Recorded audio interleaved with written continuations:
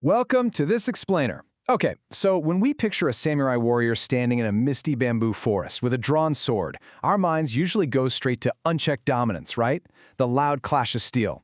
But what if I told you the truest, most visceral measure of a person's might actually isn't found in their capacity to destroy? What if it's found in the profound choice to sheath that blade? Today we're diving into this really fascinating intersection between ancient samurai philosophy and timeless biblical scripture. Think about this phrase for a second.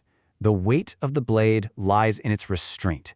It's a simple truth, but it totally flips our understanding of power on its head. Ultimate strength isn't about loud, flashy displays of force. It's more like glowing embers. The power is absolutely there, immense and deadly, but it's deeply controlled. It's contained by a conscious, deliberate choice to show mercy. Section 1. The Paradox of the Blade, Strength Restrained. Imagine you're standing right at the edge of a conflict, literally holding the power of life and death in your hands. Well, here is the ultimate paradox. The exact moment you gain the ability to strike someone down is the exact moment you absolutely must develop the capacity to hold yourself back. On one hand, we have unchecked aggression, this chaotic dominance that just spirals into dark, destructive storms. It's wild, it's reactive, and honestly, it corrupts the soul. But then, contrast that with restrained power. That quiet, humane strength that brings a real sense of clarity and peace. That is the sharp line separating a tyrant from a true protector.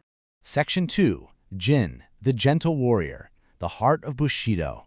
So when that sword is finally put away and replaced by an open, helping hand, it's not a surrender of strength. Actually, it's the total elevation of it. This brings us to the ancient Japanese concept of Jin. Rooted deep in Confucian ideals, Jin essentially translates to benevolence, compassion, and the humane use of a warrior's power. You see, the traditional samurai ethical framework demands that all that brutal training and martial prowess must serve a good purpose. You don't train your body just to conquer the world, you train your heart to protect it.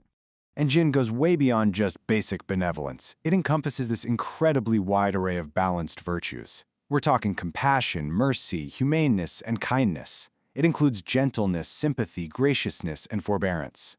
A warrior who truly embodies Jin isn't just a polite fighter. They're deeply empathetic. They know exactly when to be lenient and when to lay down perfect justice, creating a spirit that is incredibly tender, yet profoundly principled.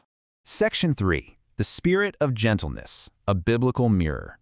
Now, it is absolutely fascinating how two completely distinct historical worlds, the feudal samurai and ancient Christian scripture, arrive at the exact same conclusion about what true strength really is. Let's look at Philippians chapter 4, verse 5. Let your gentleness be evident to all. The Lord is near. This mirrors the virtue of Jin so perfectly.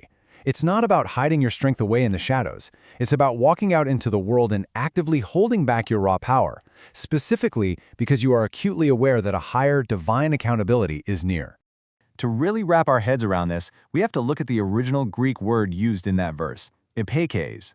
It translates to having a gentle spirit, graciousness, reasonableness, and moderation. The language here conveys a highly disciplined gentleness. So in both the biblical tradition and the Bushido code, we aren't talking about mere softness or weakness. No way. It is a deliberate, daily choice made by the strong to reflect a divine character, basically refusing to fall into that easy, chaotic trap of tyranny. Section 4. The Anatomy of True Mercy, Clothing Oneself in Virtue. You see, this merciful disposition isn't just some abstract, high-level idea. It has to be actively layered into your very identity. Colossians chapter 3, verse 12 gives us this beautiful directive: clothe yourselves with compassion, kindness, humility, gentleness, and patience. Notice the action word there? To clothe oneself. It echoes the deliberate daily practice of putting on these virtues.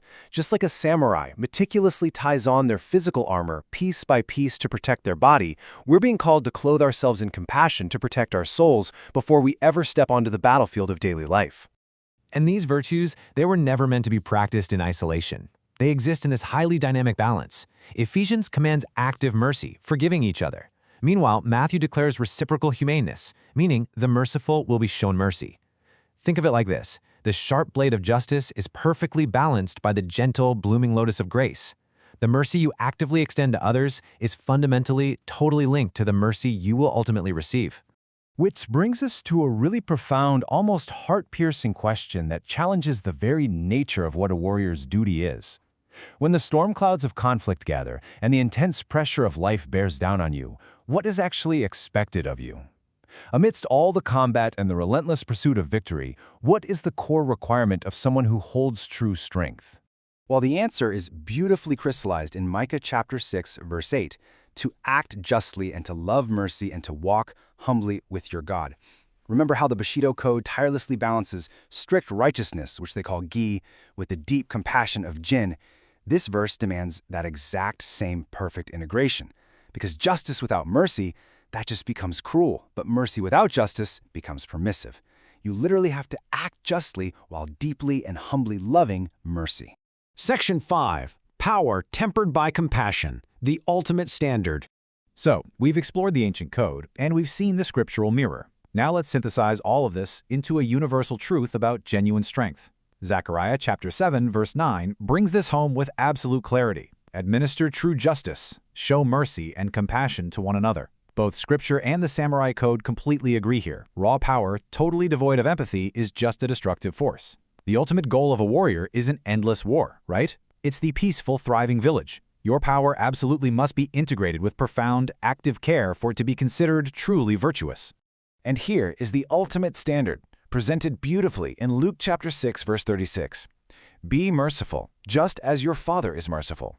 The standard for your strength isn't based on other people or rival warriors. The standard is divine. Divine compassion is modeled right here as the absolute highest form of human maturity. When that katana is fully sheathed and you actively choose mercy, humanity takes a real, tangible step closer to the divine. True virtue integrates power with profound care. That is the core takeaway here. The responsible, restrained use of your power isn't a sign of weakness. Actually, scratch that. It never has been. It is the ultimate mark of a heavily disciplined heart that purposefully, courageously chooses to do good in a world that, let's be honest, often rewards cruelty. As we wrap up this explainer, I really want to leave you with a thought to carry into your day. Every single one of us wields influence, whether that's in our families, our workplaces, or our communities. So if ultimate strength is truly defined by the mercy we show, whose life will your gentleness change today? How will you wield your power of compassion to create ripples that last long, long after your personal battles are over? Think on that for a bit. Until next time, keep learning and keep leading with a gentle blade.